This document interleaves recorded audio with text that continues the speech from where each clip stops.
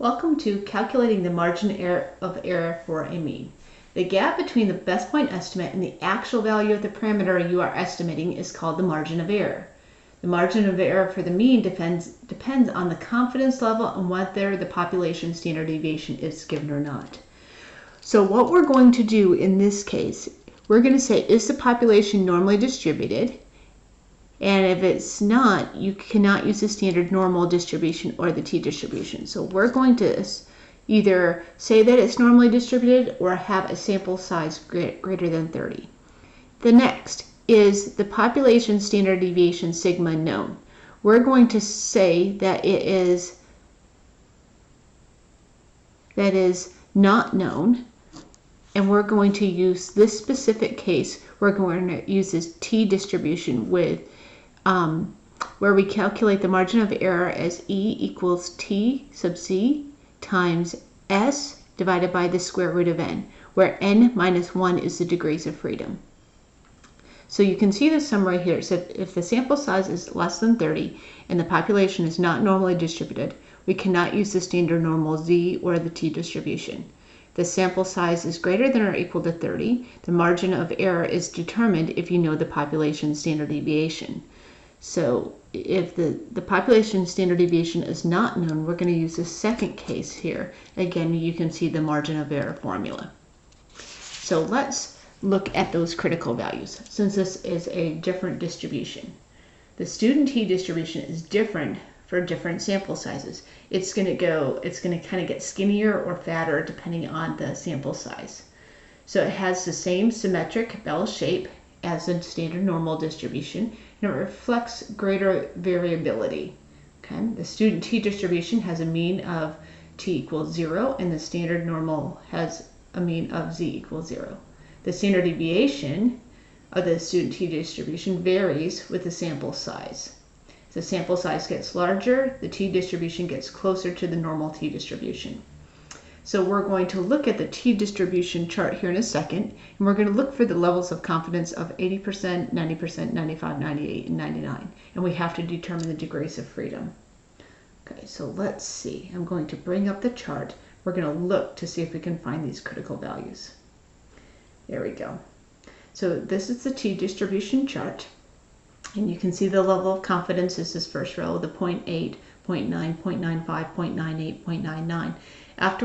After we calculate the degrees of freedom, remember n minus 1, we just simply go to that row and that value and figure it out.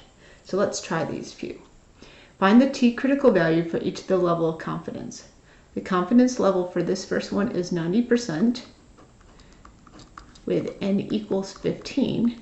So our degrees of freedom would be n minus 1, which would be 14. So on our chart, we're going to go to where we see 14 in our first row with degrees of freedom, and then go over to the column where it says 90%. 90% would be this second column, so it would be 1.761.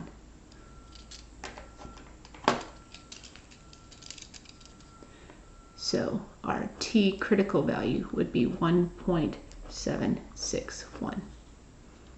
The next one, with a confidence level of 95% and n equals 27. So confidence level equals 95%, n equals 27. That means our degrees of freedom, n minus 1 is 26 instead. So in our first column here, we go down to where degrees of freedom is 26. Our column where it says 95% is that third one over. So we're looking at 26, third one over 2.056. So our t critical value for this one is 2.056. Okay, 2.056. There we go. And our last one, our confidence level of 99%, and n is 39. So our degrees of freedom, again, n minus 1, so that would be 38.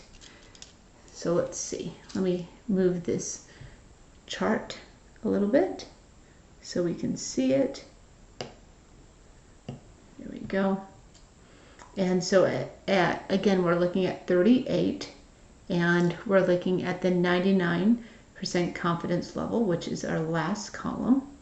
And our last column at 38, it's kind of tricky here. We go over it, it's 2.712.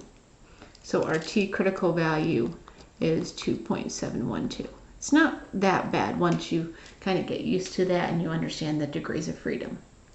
So let's use that and practice our margin of error here. Okay, margin of error.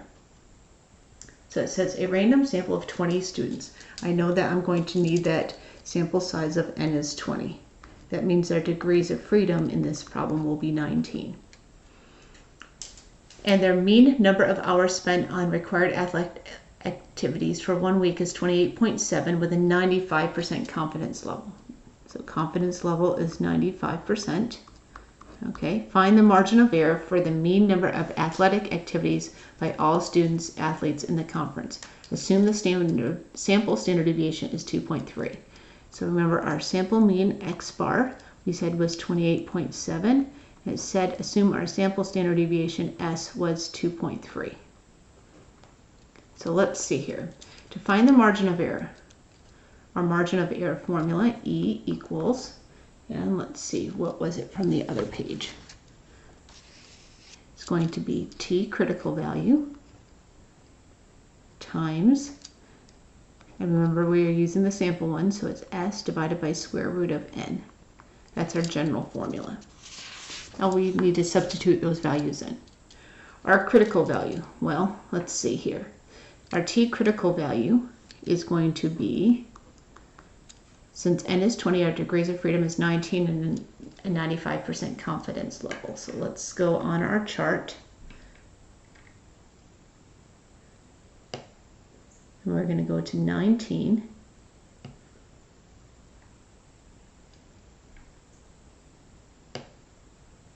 And 95% confidence level. So our score is going to be, let's see, 19, and it's 2.093. 2.093. We're going to use that 2.093 in our calculations. Times, and remember our standard deviation is 2.3 divided by the square root of n, and n is 20, remember. So bringing over a calculator here. Okay, so let's see, clear it out. So 2.093 times 2.3 divided by square root of 20. And we can hit enter. Here we go. Our margin of error answer, write it in red here. Get my pen right. 1.076420764. Remember, this is going to not have the units of percentage. This is the margin of error, and we're talking about hours. So this would be hours. It'd roughly be just over an hour. So we can do this at different confidence levels. So for part B here, the confidence level they're asking us to do is now 98% instead. So we're still going to use the same formula. The only thing that's going to change, though, is our T critical value. Our T critical value, since it's 98% instead, our degrees of freedom is still going to be 19. And we're going to go to 19 on our chart and slide over to 98% confidence level. So it's 2.539. 2.539. So we're going to go ahead and put that T critical value in. 2.539 times our sample standard deviation, 2.3 divided by square root of 20. And perform the same calculation on our calculator. So it's 2.539 times 2.3 divided by square root of 20. Whoops, not 200, 20. Okay, hit enter, and it's 1.3. So you can see the margin of error just went up a little bit. And remember, our units are hours. And there we go. So you kind of get into a rhythm calculating them.